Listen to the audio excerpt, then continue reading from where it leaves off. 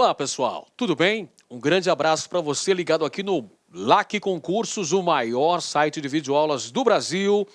E para desespero da concorrência, Edenilson Moraes está na área e se derrubar é pênalti.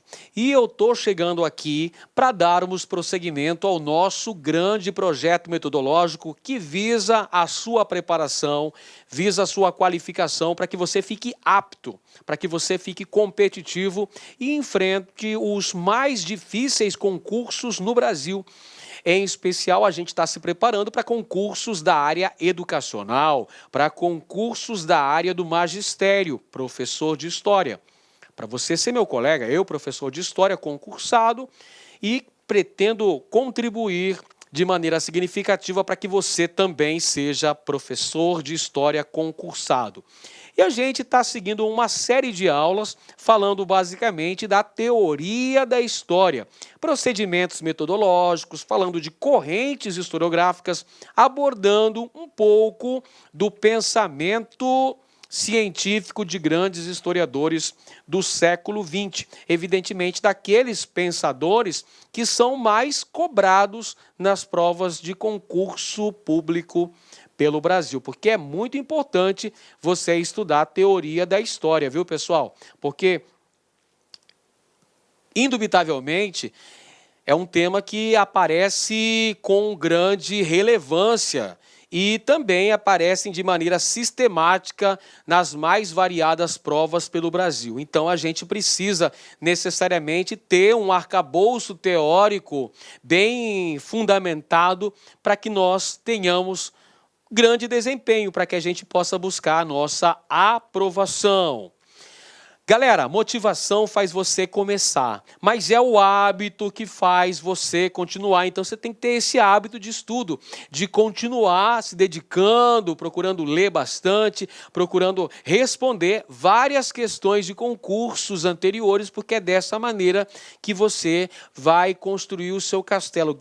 Com essas pedras todas aí, você vai construir o seu castelo, vai conseguir ter uma grande preparação, vai ficar competitivo e aí vai buscar a sua aprovação, não é mesmo? É aí que você vai buscar a sua nomeação nesses concursos públicos. Vamos que vamos, falando de mais uma importante figura da historiografia ao longo do século XX, que é Fernand Braudel. Grande Braudel, um dos historiadores que fez parte da chamada Escola dos Annales.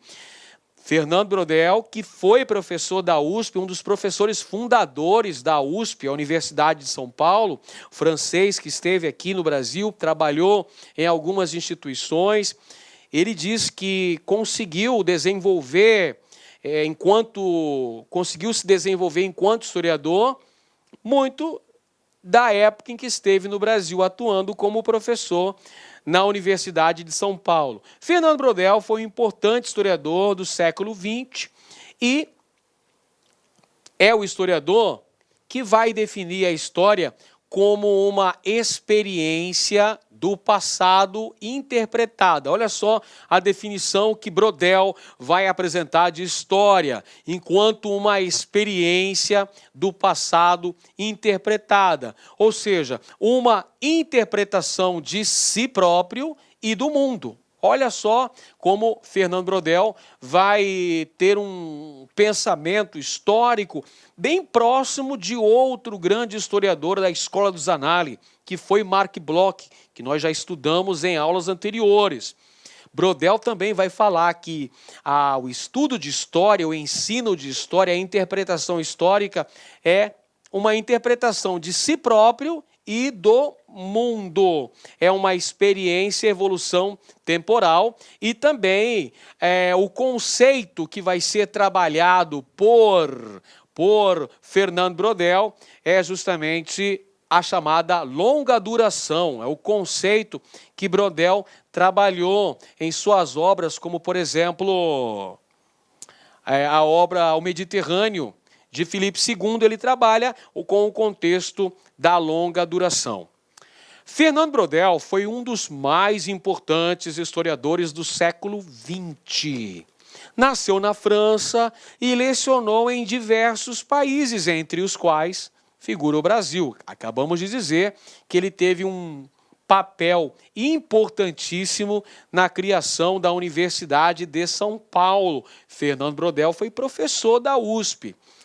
Podem-se citar como uma de suas principais contribuições para a historiografia o estudo dos grandes sistemas econômicos, sociais e a defesa da ideia da chamada longa duração. O conceito da longa duração é um conceito, uma ideia que foi defendida pelo Brodel. Verdade, estamos aqui, alternativa A, alternativa correta. Fernando Brodel se dedicou ao estudo dos grandes sistemas econômicos sociais e também ao grande conceito trabalhado na obra do Brodel foi, sem dúvida alguma, o conceito de longa duração. Está aí a alternativa correta, letra A. Na letra B nós temos a análise de fenômenos da história política, mas com destaque para grandes personagens históricos.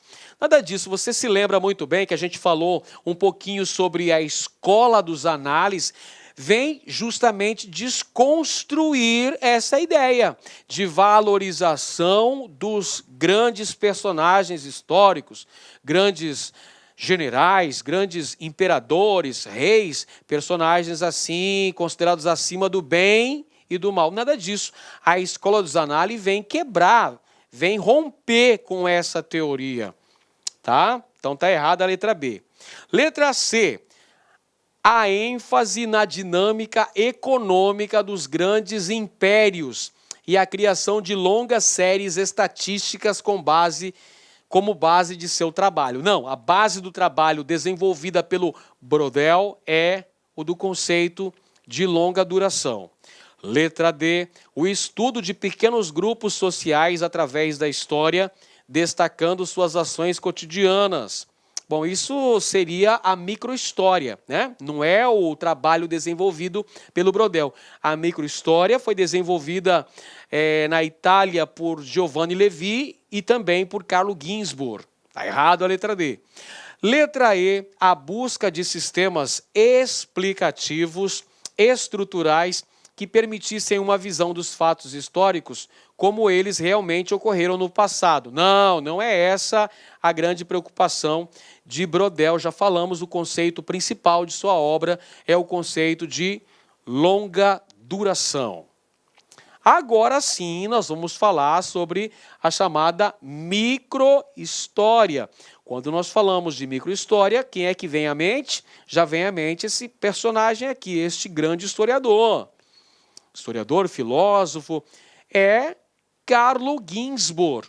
Então, os grandes nomes da microhistória são Giovanni Levi, autor da Herança Material, e também Carlo Ginzburg, que escreveu várias obras importantes, O Queijo e os Vermes, História Noturna, Mitos, Emblemas e Sinais, entre outras obras relevantes. A microhistória promove a análise de temáticas relacionadas ao coletivo, relacionadas ao cotidiano, pessoal. Ou seja, a reconstituição dos microcontextos. Se você levar em consideração, por exemplo, a obra O Queijo e os Vermes, quem é que vai ser demonstrada naquela obra lá? A ação do Menóquio, né? O moleiro Menóquio, que é o personagem do livro, que é o cidadão que foi investigado pela Inquisição da Igreja Católica.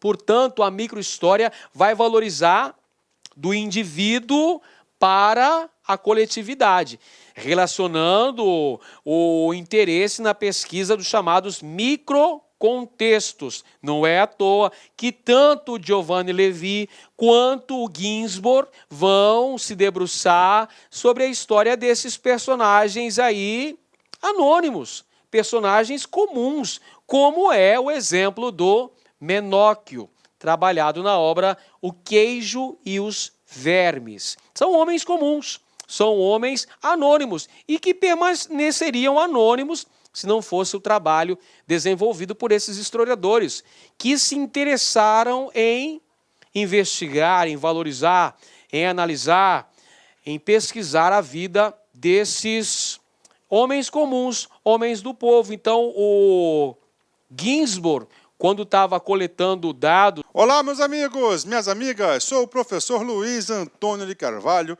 e com muito prazer, muita satisfação estou aqui para explicar para vocês o nosso super projeto do magistério focado 100% no cargo de professor, especialidade em História. Clique lá.